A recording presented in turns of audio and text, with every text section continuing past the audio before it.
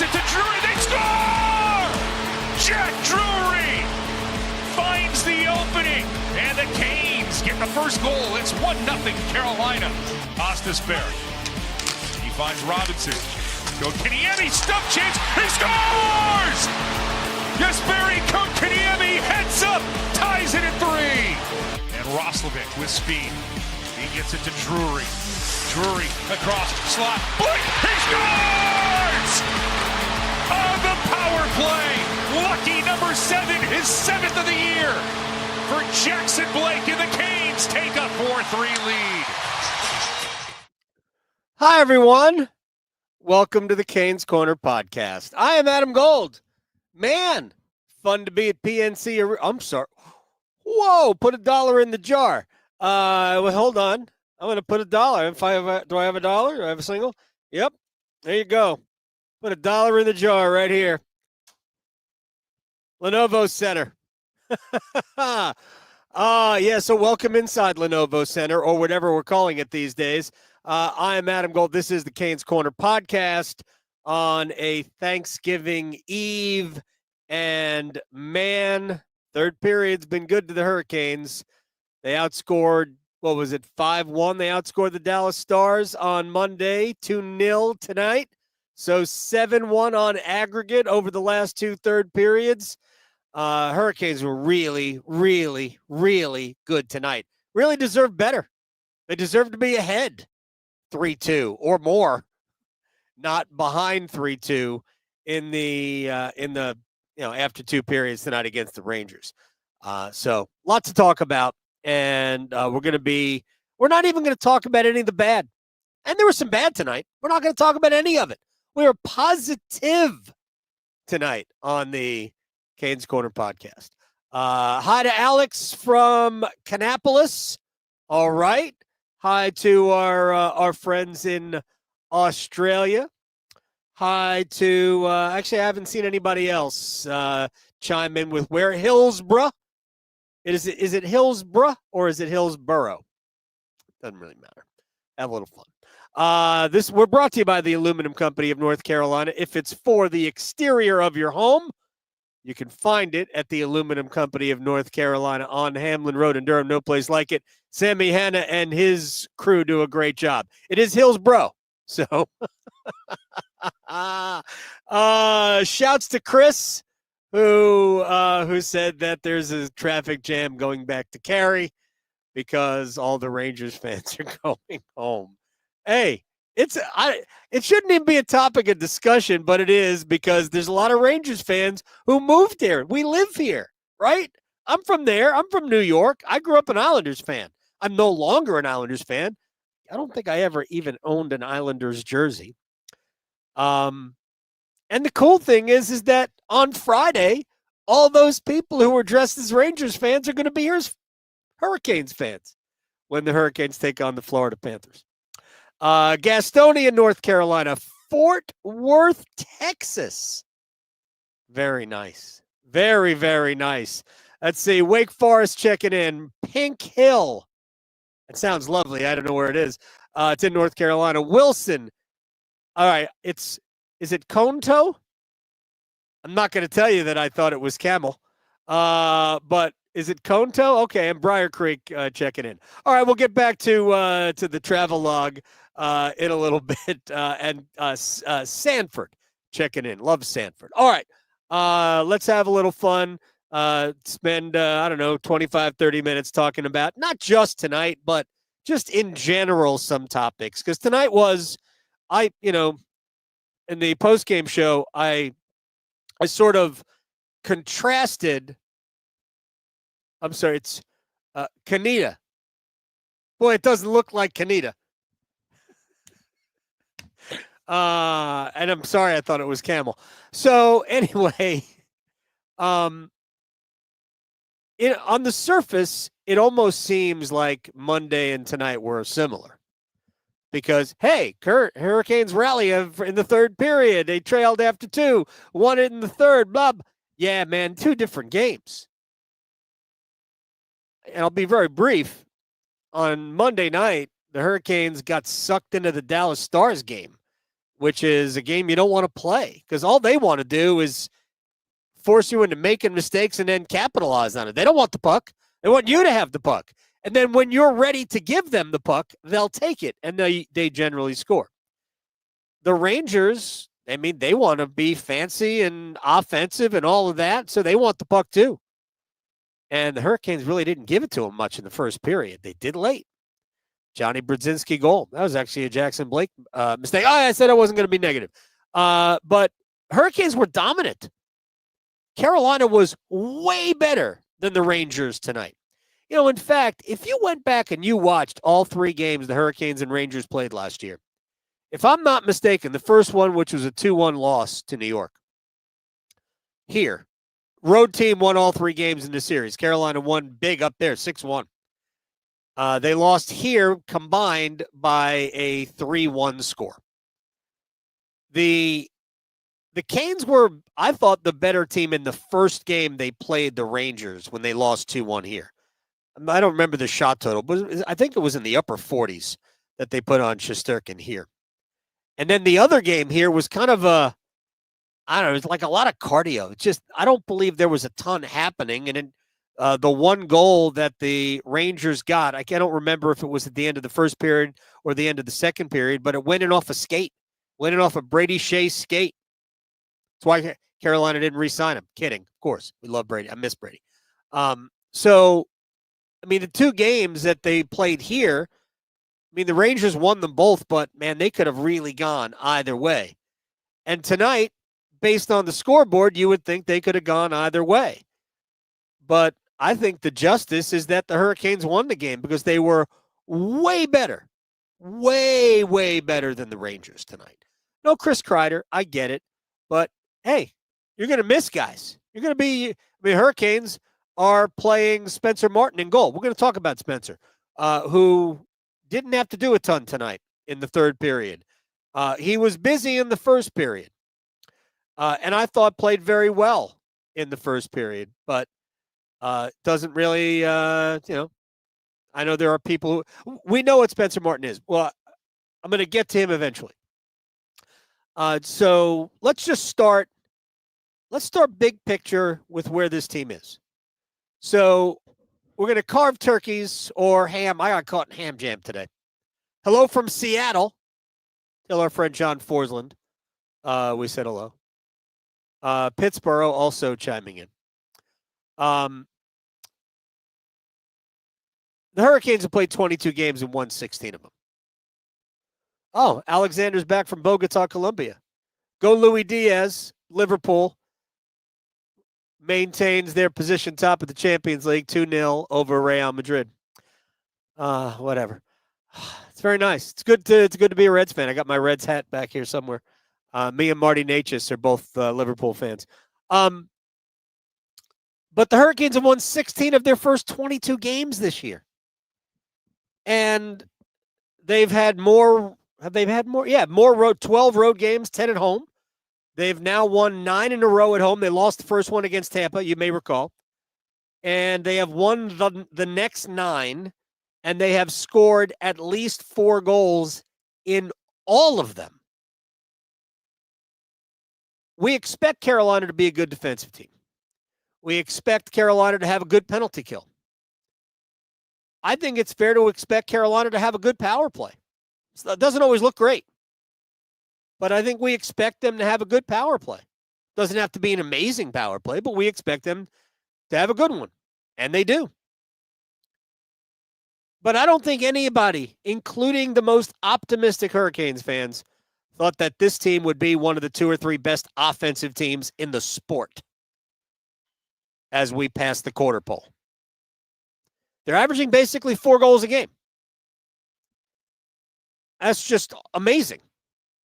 When you recall the talent, the goal-scoring talent that walked out the door. The Jake Guentzels, the Teuvo Teravainens, even though he's not necessarily a goal scorer, Steph Nasons, Brady Shea. Those guys, that's a lot of goals. It's a lot of offense that's skated away in the offseason. And theoretically, they didn't really replace it with any offense. Theoretically. Jack Roslovic's got 12 goals. He had an assist tonight. Jackson Blake has 7 goals. He had the game-winning goal tonight.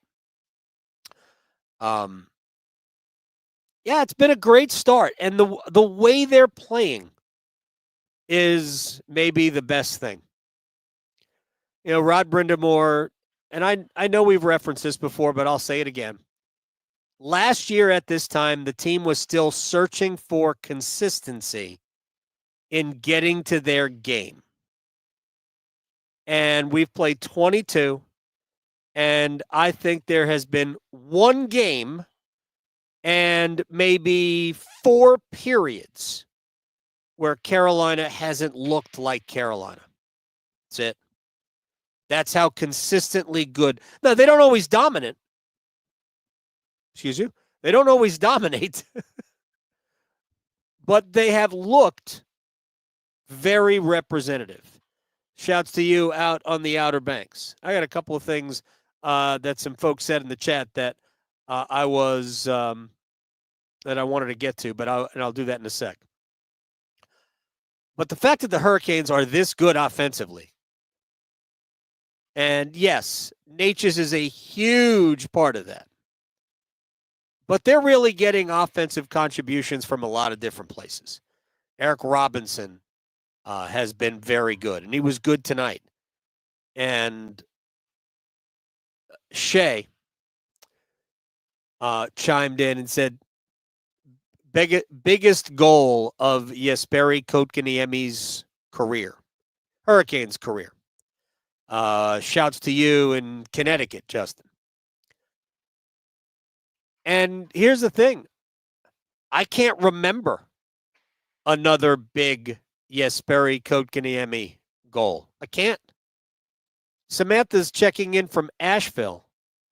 Not only am I glad that Samantha is with us, I am glad that anybody from Asheville is with us.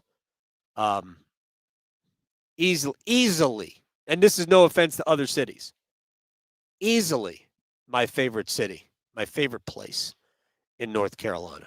Asheville is gorgeous, absolutely gorgeous. But, guys like Robinson and Roslovic and the way Shane Gostisbehere is playing, we knew Gostisbehere was good, but he's got 17 points in 22 games. I don't think anybody expected Shane Gostisbehere to be on a 60-something point pace. 17 times 4, you do the math. 68 points. It's not quite times 4, but he's on a 60-point pace. It's just absolutely amazing.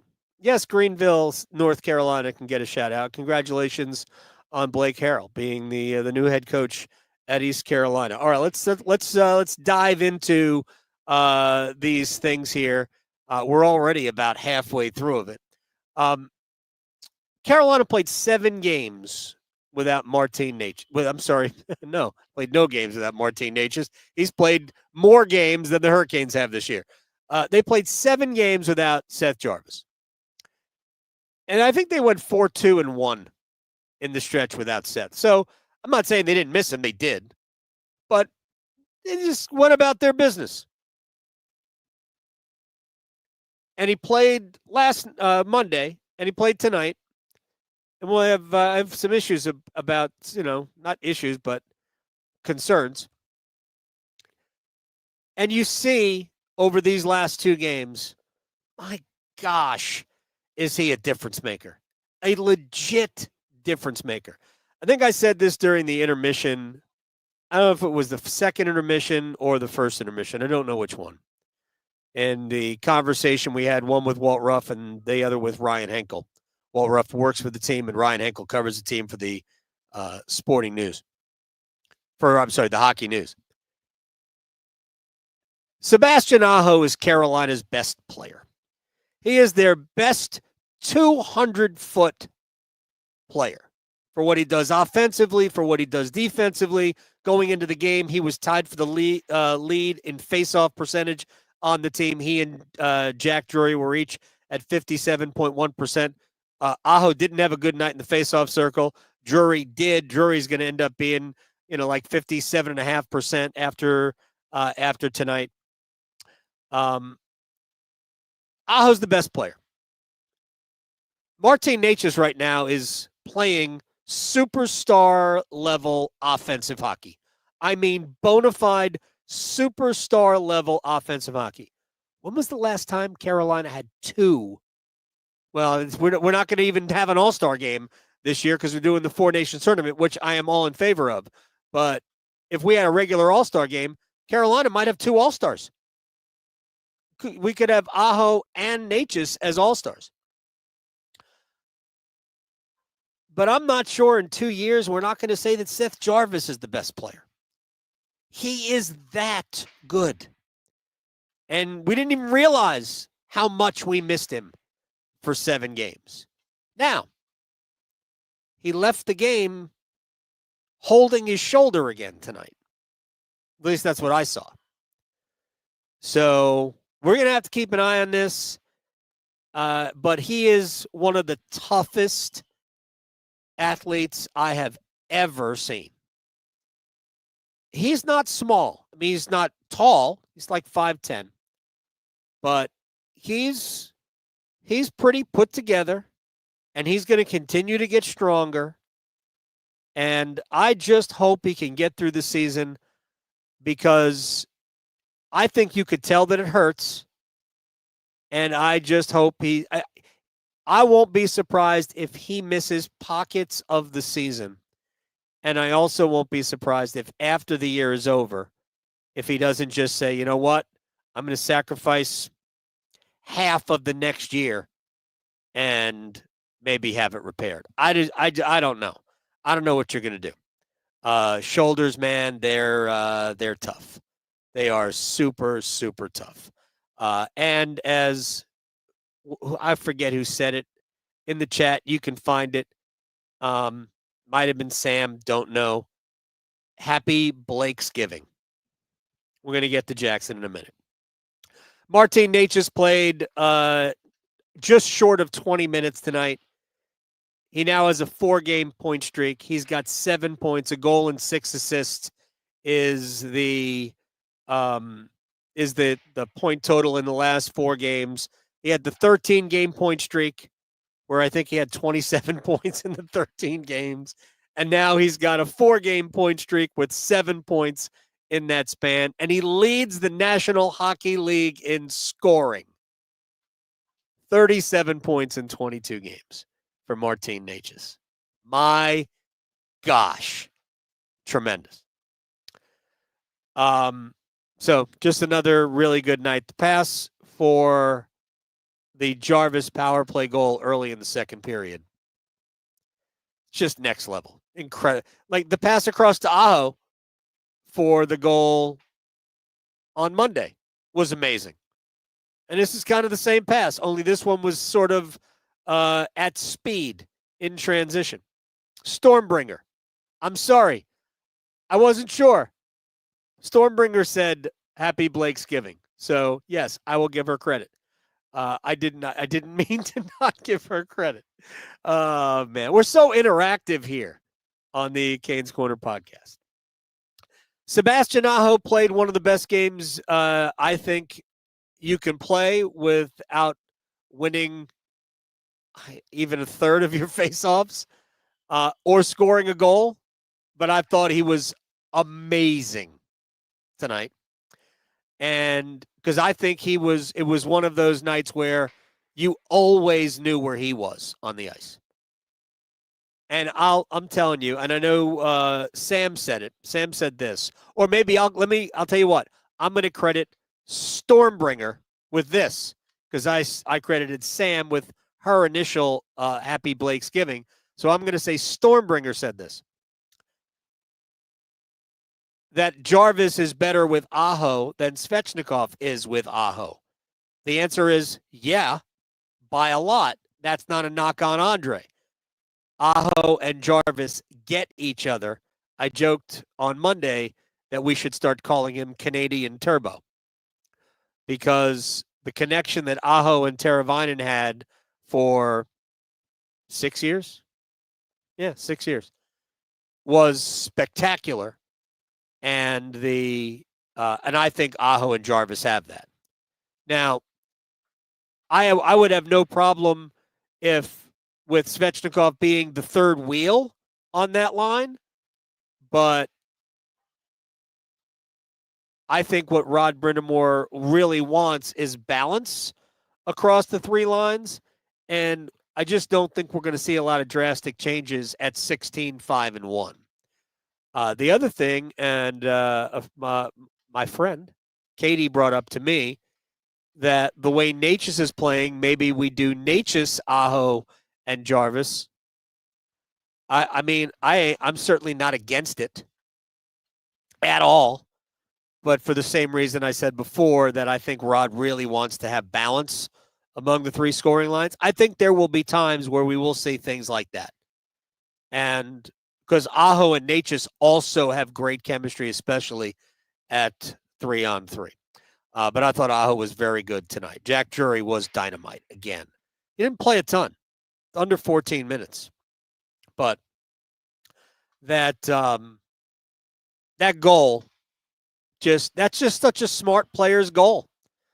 I mean, you're not shooting it to score the goal. I mean, you are, but you're not going, oh man, well, I'm gonna snipe him right here. Nah, man, he threw it in off his mask. Looked like he hit him in the ear. But he saw the little opening, and just a great shot. I mean, incredibly well placed. Hits Shesterkin in the side of the face and goes in. The pass for the Blake power play goal that won the game. Also, great, just a great pass. Jack Drury's just a smart hockey player. I mean, he's not gifted offensively. He's never going to be a big scorer. I think that as he gets stronger, as the game slows down just a little bit more for him, I think he's going to get into the 40-point range. He's really a third-line center, I think, Drury. And the way he plays and the way his lines generally play, and right now he's playing in between Necas and Svechnikov. That line I thought was kind of a mixed bag tonight as a trio. I thought they made some mistakes, but overall, obviously a positive. Two best lines were the Aho line and the Staal line. It's not even really a debate. But the way Blake plays, it reminds me of just a smaller version of the captain. There's just nothing. There's just very, very few mistakes made. And I think Drury is there to kind of set a tone for Necas and Andre. And I've brought this up a bunch of times. But last year against the Rangers in the playoffs, best line for Carolina was Drury, Martinook, and Necas. By the way, Marty threw his body around tonight. Not Jordan Martinook. Martin Necas threw his body around tonight. Really, really good. All right, now let me get to Jackson Blake. Different. I'm not sure that he doesn't have the best hands on the team. Ain't lying. He has, watch him stick handle in traffic. He maneuvers the puck around sticks and skates and legs. Just watch him. He gets the puck into good positions as well as anybody on the team. It is remarkable to me. He is going to get stronger. He is going to get thicker. Probably not going to get taller. He's going to get better. And he's already really good. The Hurricanes have found themselves another one in Jackson Blake. Really, really good. And we'll see if any of the other, rookies and any of the other young prospects develop. We know Nikishin's going to be here, the defenseman from Russia. I don't know about Morrow just yet. He's off to kind of a slow start in Chicago, but we know Nikishin's going to be here. Future's really, really bright for some of these guys. I think Jackson Blake is a tremendous player. Top 6 NHL winger for me. Now, how much he elevates his game within that top 6 will depend, I think, on his physical development, his physical maturity. But he is absolutely tremendous. All right, I got 2 more things I want to mention. The first is going to be the Hurricanes special teams. All right, so they've now scored a power play goal in 7 of their last 8. Power play goals in 7 of their last 8 games. And in that span, they are 10 for 27. 2 for 2 on the power play against Dallas. 2 out of 4 against the Rangers tonight. By the way, the Dallas and the Rangers, 2 of the top 5 penalty kills in the sport. And Carolina scored 4 power play goals. Now, I will say that I didn't really like either of the power plays until the goal. But in both goals, it's the one thing that generally derails the Hurricanes on power plays when they can't get the puck into the zone. They finally got the puck in very late on that first power play, and Necas finds Jarvis on the back door. No, that was the other. Was that the other night? Necas finds Jarvis on the back door early in the second period. Great pass, dynamite pass from Marty. And then again, late on in the power play, when the second unit's on the ice, they send 4 players ahead with speed. Drury takes the puck in deep. He cuts it back for Blake, who is right there in between the circles. He has all the time in the world, settles the puck, picks a spot, and beats Igor Shesterkin. So special teams have been great. Penalty kill 2 out of 2 tonight. Rangers only went to the power play twice. This was the 7th time this season in 22 games that the Hurricanes have had more power plays than the opposition. I think it's 13 times where they haven't. And the other, you do the math. However many other games there are, 2 where it was even. And by the way, that was in consecutive games. So the special teams have been dynamite. Again, power play doesn't always look good. And I know everybody gets angry when it doesn't look good. Okay, I get it. But results are results. And there are no pictures on scorecards, to use the golf cliche. All right, now finally, I want to close on Spencer Martin. Through 2 periods, it is clear why Carolina was trailing. They were dominating, but it is clear why they were trailing. Igor Shesterkin is on the Rangers and not the Hurricanes. Spencer Martin is Carolina's goaltender. None of the 3 goals he allowed tonight were bad goals. None of them. They were all legitimate NHL goals. And if your opinion is, oh man, Spencer Martin's terrible, I'm like, nah, that ain't it. I mean, those are legit NHL goals. But, and I used to say this about our friend Cam Ward, who deservedly has his name in the rafters here at Lenovo Center because he's the greatest goaltender in Carolina Hurricanes history, and I won't stand for any Cam Ward slander. But there were years where you would just go, yeah, that's not on Cam, but feel free to make a save.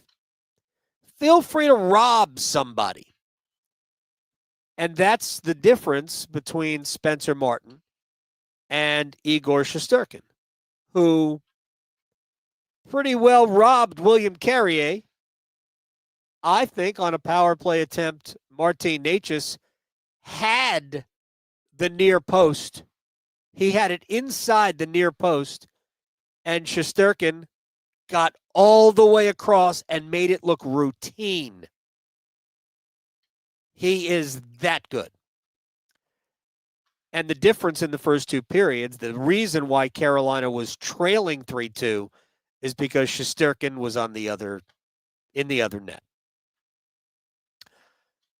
The Hurricanes have put Spencer Martin, it's not intentional, but right now Spencer Martin is being placed in a very, very difficult position. Talked about it with Tripp today. And we've talked about it incessantly since the injury to Kochetkov. Spencer Martin is an AHL goalie who can play in the NHL. And actually, he might even be better than that. But he is not somebody who can carry the load. And you could hear basically by the way Rod Brindamore talks about it. They have put him in a difficult spot. Now, Carolina's inaction within goaltending over the last few days leads me to believe that they think Kochetkov might play either Friday or Saturday. Good. I didn't even know how to process that because he did have a concussion. So I trust that he will not return until he's able to return, until it is healthy enough for him to return. But because Anderson is out for such a long time, I do think that the Hurricanes need an NHL goalie. Nobody specifically. They need an NHL goalie or a National Hockey League goaltender. Somebody who can play in the NHL. Because right now, if Kochetkov can't go on either Friday or Saturday, you're stuck playing Yanni Peretz, or you're running Spencer Martin out there 2 games in a row against Florida. Anyway, with that said, I don't think we can emphasize enough just how freaking clutch Spencer Martin's been. Even while allowing goals, some of them, occasionally not good ones. Played a good third period tonight. Played a good third period on Monday night. And he's got he's 3-2-1 as a Hurricane this year.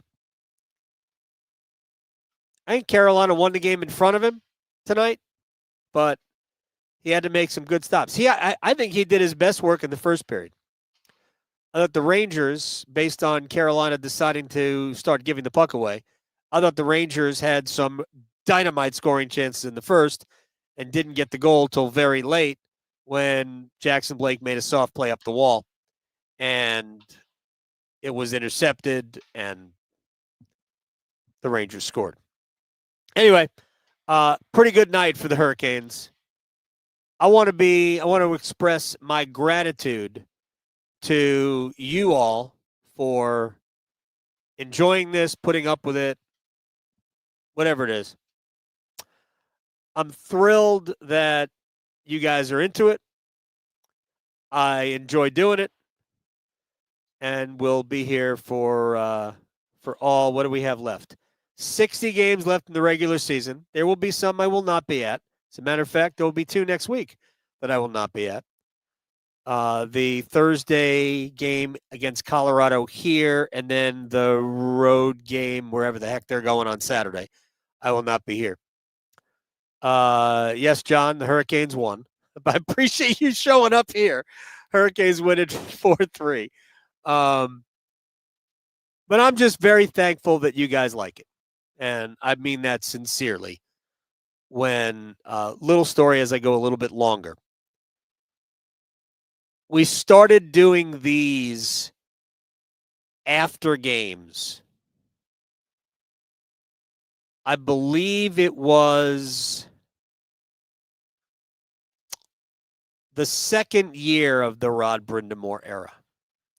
And it wasn't the first game of the season. Like I think they had played probably 8 or 9 games already. I think the first ones we did were in like November of, I guess it would be now 2019. And I thought, man, it'd be fun. Let's just do some podcasts right after games. I wasn't doing pregame, postgame intermissions at the time. My friend Alec Campbell was. I just thought it would be fun. We're all into it. I love the team. You love the team. I'm a fan. I mean, I try to be as objective as I can, but I'm a fan. And I just thought it would be fun to do. So we tried it. And for the first couple of years,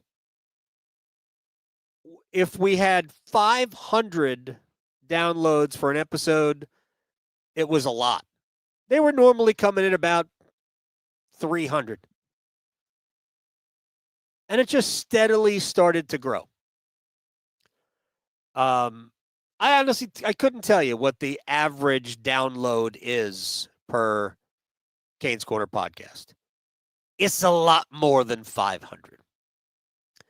So, and obviously the team keeps winning, playoffs, it got bigger, blah, blah, blah.